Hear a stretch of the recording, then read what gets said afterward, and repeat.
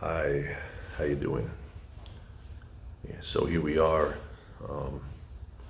in the new year. I guess came out of 2020. Um, I know a lot of people had some complaints about that year.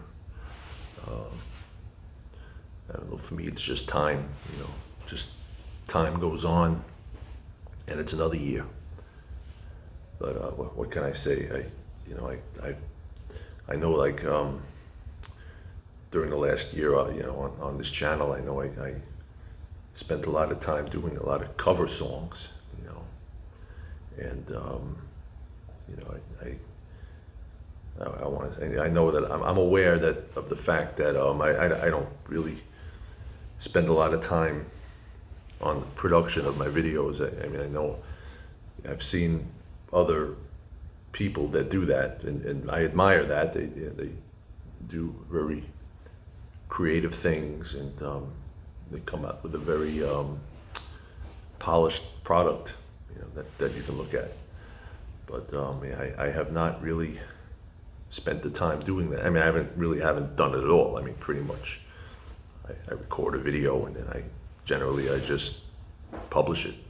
But and I guess one of the things is that for whatever reason, I feel like I want to try to get some video out like every couple of days. So, and what I wind up doing is like if I think of a song that I want to do, I try to look at all the different artists that are out there, and I try to do a variety. So, I mean, I look at the song, and I have to try to first, figure out how to play the song, or how I'm going to approach the song, and then I have to practice the song. And anyway, that winds up taking some time. And yeah, it's kind of like I go through that, and then I just say, what, hey, I'll just publish it. So be it for that. That's what I do. Anyway,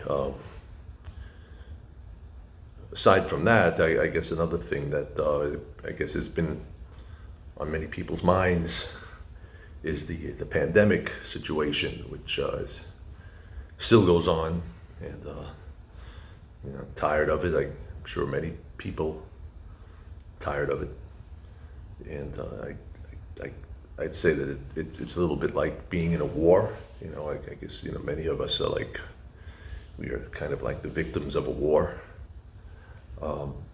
Me, it actually it reminds me a little bit of the situation after 9/11. I mean, actually, it seems kind of worse, but I mean that it was 9/11. It was like a time of like high alert, whatever the thing that came out, and there had to be a response to it. I guess the threat at that time being terrorism, and the responses were wars and surveillance and homeland security and all these different things. So that was that at that time. But now, okay, so here we have this new thing, this virus, whatever. So that's what we're dealing with. So what are they? So what's the response? I guess, okay, they have the health protocols, the masks and the social distancing and shutdowns, and now more recently, they are talking a lot about these vaccines. These vaccines are being unleashed now. So yeah, I mean, what can you do? It's a difficult situation. I guess the people are afraid of getting sick. Of course, sickness is bad. People don't want to get sick. It's the fear. You're afraid of sickness. You're afraid of death. Because that's what supposedly what this leads to. And but the other part of it is that, yeah, I mean, when you're doing all these shutdowns, all this other stuff, it causes a lot of financial problems, right? Because all these businesses, have to, which are depending on doing their business. They can't function anymore. So then, so like a lot of like small or mid-sized businesses are suffering, and of course, like the employees would be suffering as well. I guess that's just kind of the system that we work in is pretty much, it's, capitalism. Yeah, I mean, I know that there, in the society there are, some government jobs, but like the main feature of the system has been capitalism, and in the capitalism, yeah, you have a public sector, and then there's the private sector, but people are kind of dependent on these things, for financial reasons. People need to make money to survive. So anyway, so this is, it's all a very, very difficult situation that we have here. I know I made the last video that I made when I talked. I kind of presented this graph. I made a graph that was showing the biggest countries. I mean, the countries with the biggest populations, that being China, India, and the United States. And I was just, based on the statistics that we get, I tried to show, like the cases, the cases of coronavirus. And as it turned out, yeah, the United States has there's over 20 million cases now, whereas China has about 87,000 cases. So I mean, so on the graph, I mean, you can see that it really looks significantly different. Like it really looks like United States has a lot more cases. And actually, if you looked at like the rate of getting cases, the United States is 1,000 times higher than China, about 1,000 times. So that's very high. That's a little bit shocking, I'd say. I mean, I guess if you thought that, if you thought way back before this thing had ever happened, if you ever thought that something like this might have come around, like whatever, this kind of pandemic, and in the place where the thing occurred, you might have thought that they might have had a very hard time with it, and if it got out, maybe it would be, like the amount of trouble that other countries would be having with it would maybe be similar, about the same, but it's not the case. Yeah, I mean, it's like a lot of other countries, it's a lot worse. So anyway, there was there was one day when there was some health program that I was listening to one time, and then there was a doctor that came on. So I decided to present this question, because actually the question was because like they're talking a lot about these vaccines, and there seems to be like a kind of enthusiasm about these vaccines. So so I said that, like, okay, so here in the United States, there seems to be this enthusiasm about these vaccines, whereas in China, like they've pretty much contained it. So what would be the attitude about vaccines in China? I mean, would they be in a hurry to take vaccines? Being that since they've pretty much contained it a lot better than we have, then maybe they don't need the vaccine. Well, basically his response was basically that China is a very authoritarian country, and they basically did some very harsh things, and we don't know if we would want to do things like that. But he also did say that this particular doctor said that he would not, I mean, 'cause look, every doctor is different, but this particular doctor said that he wouldn't be in that much of a hurry to put out this vaccine. I mean, basically he felt that when a vaccine is created, that it maybe takes about 2 years to determine whether or not it would be safe and effective So like, yeah, I mean, I guess his idea was that it seems to be to kind of be like in a rush. Now that was like his opinion. I mean, I know that I've like heard other doctors talk about this. I mean, of course there is some doctors that they really just don't like vaccines at all.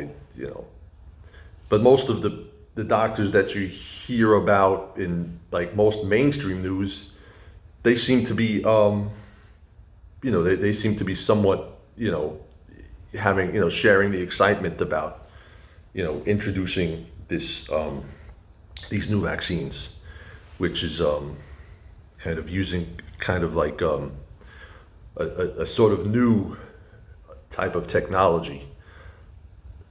I think whether they for some of them they refer to this kind of thing, messenger RNA. I think that was like Pfizer and Moderna or something. And look, I don't really, I could hardly understand it. It's just these scientists, speaking this language about these things, and you basically, what can you do but just listen to what they're saying? But it sounds like the idea is that using this type of technology, you're basically tricking your system, your immune system, into the idea that there's something bad in the system, so then it basically develops the protection against that, so which would, basically create the immunity. But overall, to me, it sounds a little bit more like it's based on more theory than experience. But look, so be it. We'll see. And China also has, I think a few countries have come up with vaccines. And maybe they're different, maybe different technology. But I did hear that China had something, and I think they said that they would make it free to the Chinese people, and I think they were actually also introducing it to other countries. Anyway, so that's so much about pandemic stuff. And at one point, somebody was talking about the idea of fact checking. And I sometimes I think about that myself. I guess many people do. I mean, basically the idea of because we look at a lot of things in the news and we wonder if we can trust the news, like some different stories that come out and they have these whatever fact checking services, and we want to know if we can trust them. So for me, it was kind of like I guess a lot of things went through my mind, and I couldn't give like a yes and no answer, like immediately saying, yeah, I trust all the fact checkers, or no, they're all full of shit. They're all, but so, yeah, I mean, first of all, there are different ones, right? I mean, I don't even really know all of them, but I think I've heard of, say, like Snopes, Fact Checker, PolitiFact, and I don't really, I don't even know which ones are good, which ones are bad. But generally, like if something comes up and I have a question about something and I want to know if it's true, I guess I kind of ask the question, is such and such true? I put it into a search engine, and I kind of see what kind of results come up. And as I'm doing that, it also in my mind, I'm conscious of the idea of bias. So I guess when it comes to almost everything, all of the different media and publications, they say that they lean one way or the other, that they're either right or they're left, or conservative or liberal. So so whatever you're looking at, that's another thing to bear in mind. Now, I would prefer to find the thing that is most in the center or least biased, to try to be as fair as possible. But from what I see, when I think there's something called media bias check or something. And if you check a lot of the different media sources, it'll tend to like come up saying that it leans left, right? That's really what I see a lot. And really and really, what does it mean? Like right or left? I mean, I guess it's conservative or liberal, and yeah, I mean, we have like some basic notions of what that means, but I would actually say that more today, it's like it's more like it just sort of follows a narrative. There's a narrative that goes with one side, and there's more of a narrative depending on the subject. There's narratives that kind of go with each side. But the way I see it is, wealthy, powerful people that have a hand in the media, that it's kind of on both sides. And I also should mention that today you have about 5 companies that basically control most of the media, which is a major reduction from what it used to be. So I'd say maybe some 40 years ago or something, 30, 40 years ago, maybe there were like 50 major companies controlling the media. So it's really, the media that you're getting is really, being kind of controlled by a few. So anyway, sometimes I do try to, I hear of a story, and I do want to try to fact check it, or I just want to, I hear somebody says something, or I hear something, and I just say, is such and such true? And I just kind of want to just kind of see what comes up, So here's an example, one recent example, and it has to do with Donald Trump, right? Because Donald Trump, I mean, it's a person who is a subject of much discussion, right? It's a lot of emotion there. There's either a lot of love or a lot of hate for the most time. And for the most part, that's kind of like what you find in the subject of him. So anyway, there was I think somebody was saying something. There was some statement that he said something very bad, and it was basically expressed in the meme, and I guess the meme showed a picture of him, and then there was a quote, and he was, I don't remember exact words, but it was something implying that he like follows Hitler or something, that he admired Hitler a lot, and he like read Mein Kampf and something, I don't know, but it looked like it was like his quote. But then I did a check on that, and they did say it was false. They said it was false, and that was, you might have thought that maybe that the fact checker might have not been fair to Trump, because like what I see is a lot of things sort of lean left, but in this case they cut Trump a break. So they said no. They said that it was false. And there was another thing that I recently, I know I heard this story. I know there's this kind of thing that sort of went on, kind of the battle between Trump and Obama. Like who's good and who's bad, whatever. But anyway, this Rachel Maddow, was MSNBC, the liberal cable channel.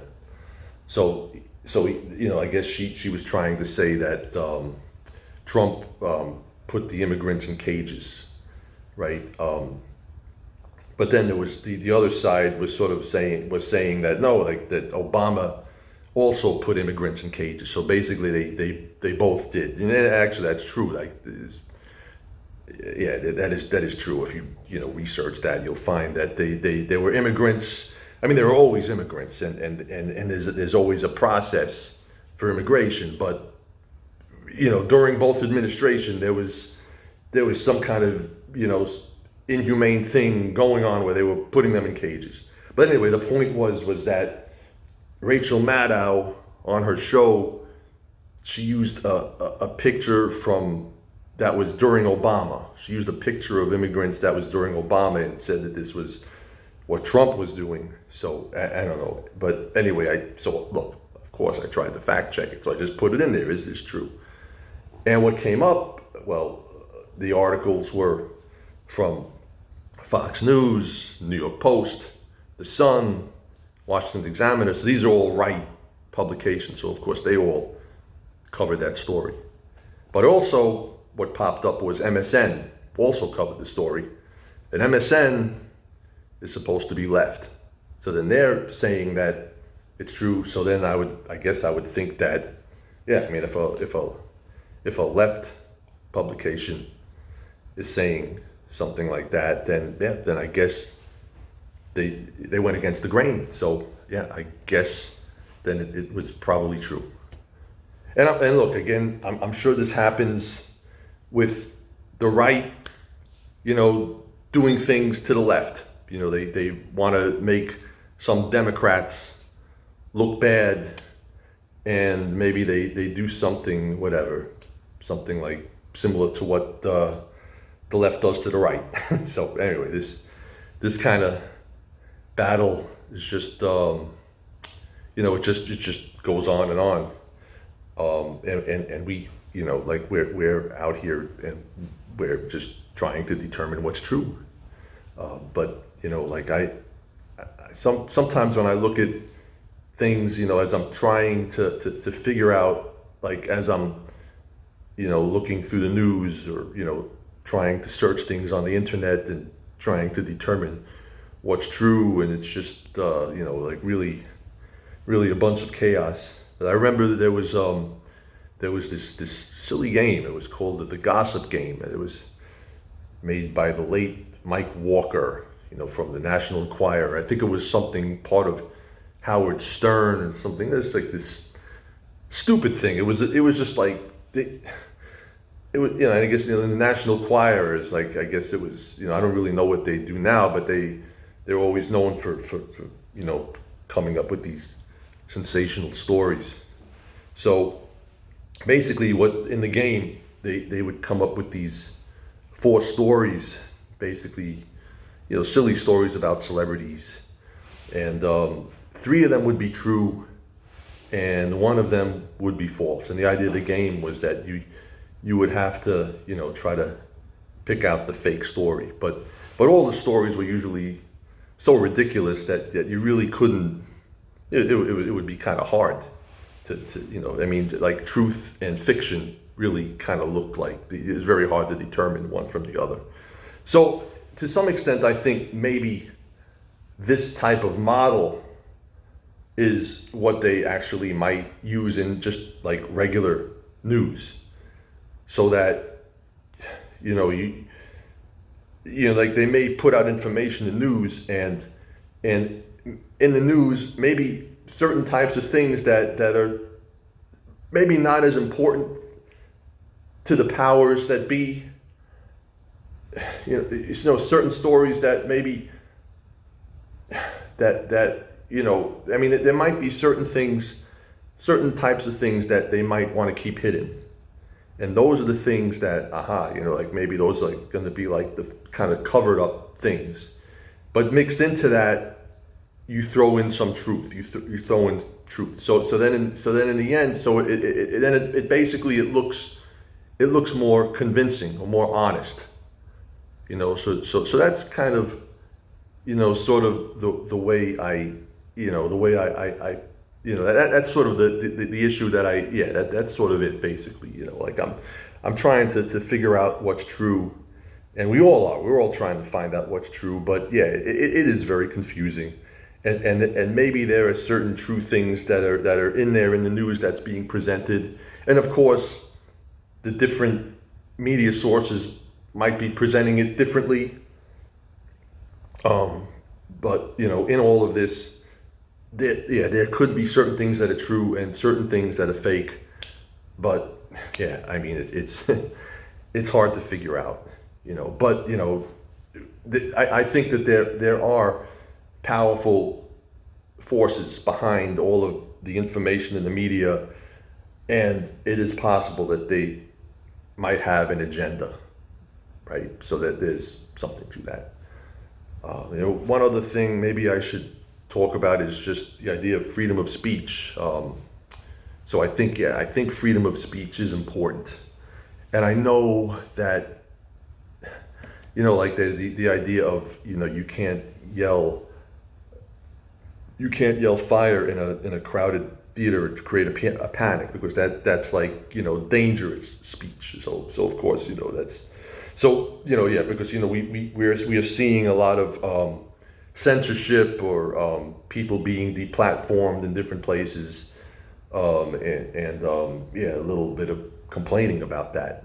And of course, like the ones who are making those decisions are basically, their justification is that, yeah, they perceive whatever, some source is putting out is danger. But who is to determine that?